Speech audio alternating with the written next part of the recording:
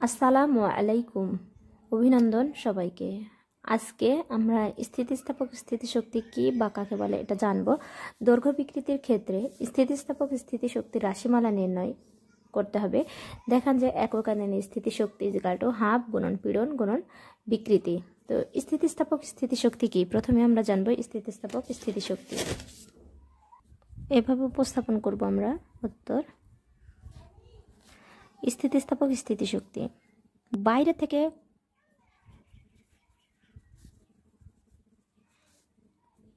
কোনো বস্তুর উপর বল প্রয়োগ করে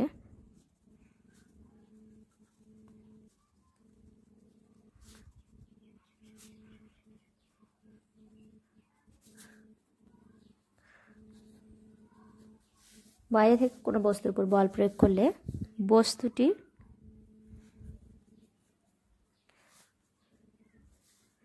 বিকৃত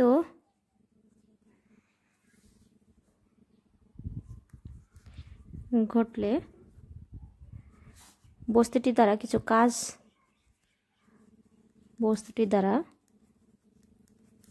কিছু কাজ হয়।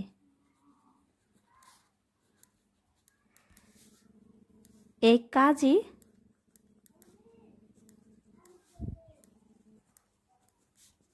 বস্তুটিতে স্থিতিশক্তি বা স্থিতিস্থাপক স্থিতিশক্তি বা বিভব শক্তিরূপে সঞ্চিত থাকে।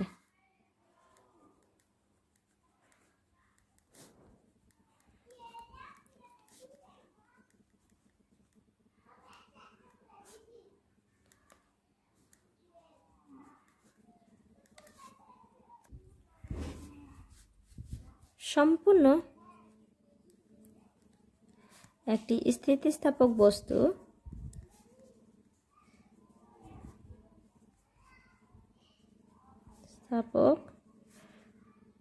বস্তুর ক্ষেত্রে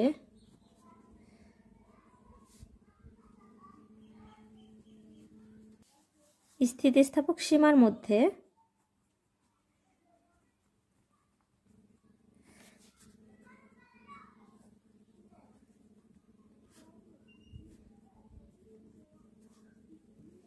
বিকৃতি ঘটালে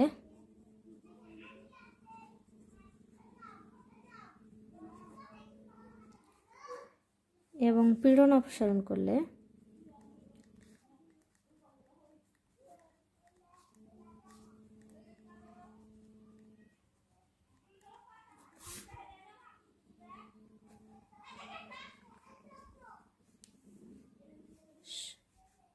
বস্তুটি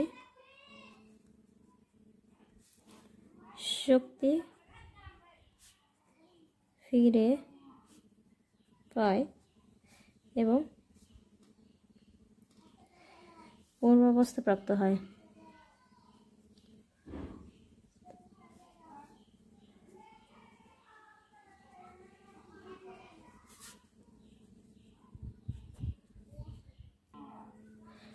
ধরা যাক কোনো স্থিতিস্থাপক তারের আদি দৈর্ঘ্য L, এতে দৈর্ঘ্য বরাবর F বল প্রয়োগ করায়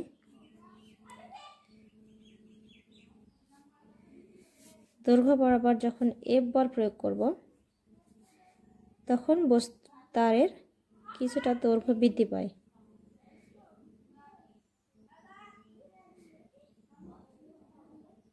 এবং তারটির ক্ষেত্রফল A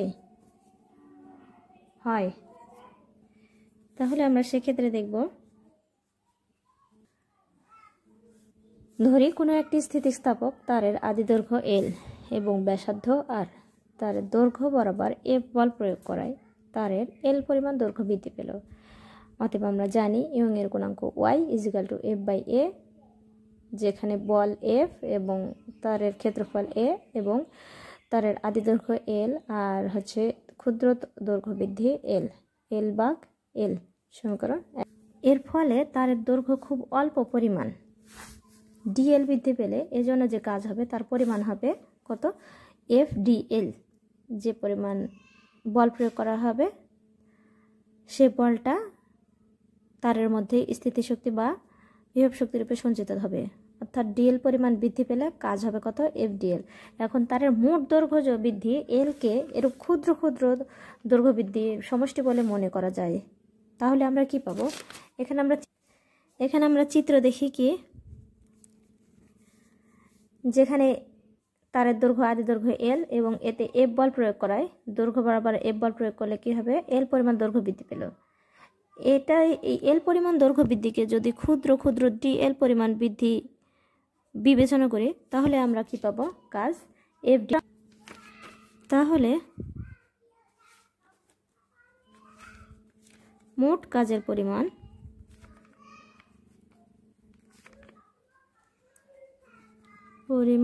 হবে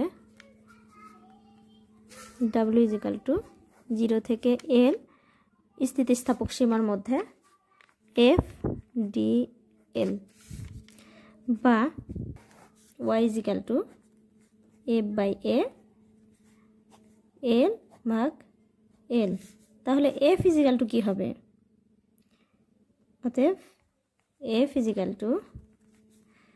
YAL L ভাগ হচ্ছে L। সুতরাং আমরা এই F এর মান যদি এখানে বসাই তাহলে কি পাই, 0 থেকে L, F এর মান YAL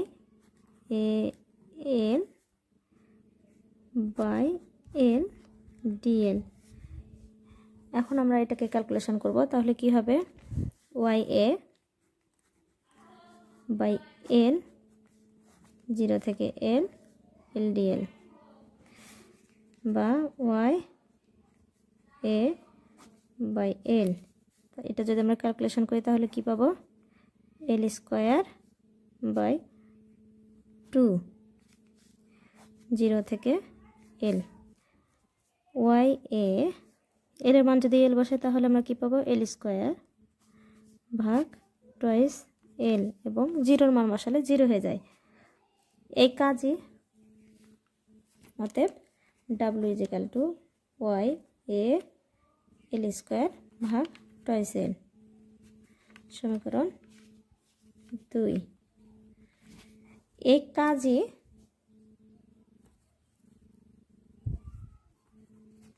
তারের মধ্যে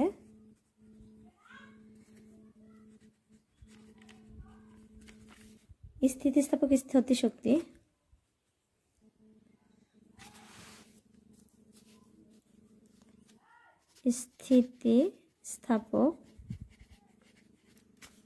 স্থিতিশক্তি বা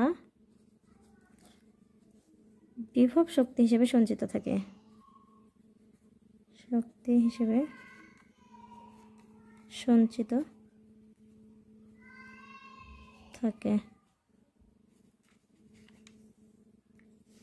সুতরাং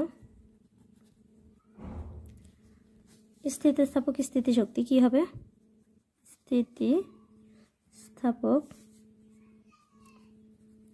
স্থিতিশক্তি W = half YAL²/L।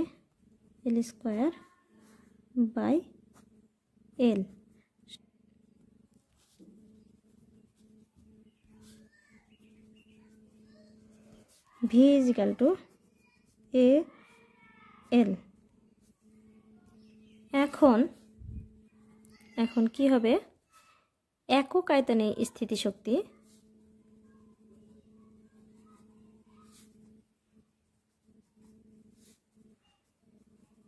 যেহেতু আমাদের প্রশ্নে চেয়েছে যে একক আয়তন স্থিতিশক্তি কি, তাহলে একক আয়তন স্থিতিশক্তি E = half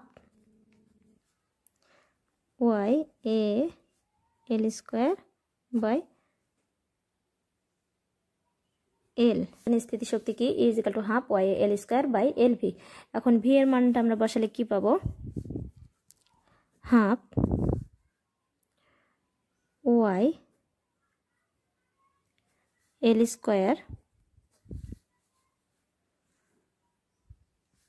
AL² ভাগ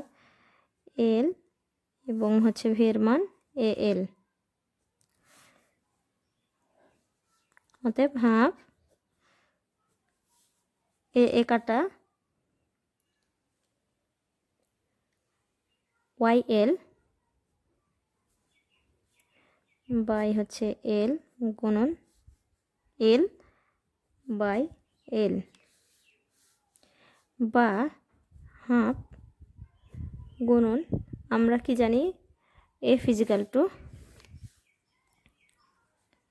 ওয়াই এ এল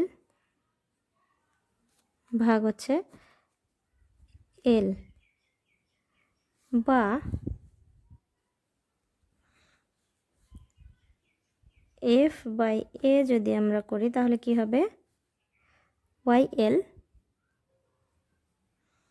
ভাগ হচ্ছে এল।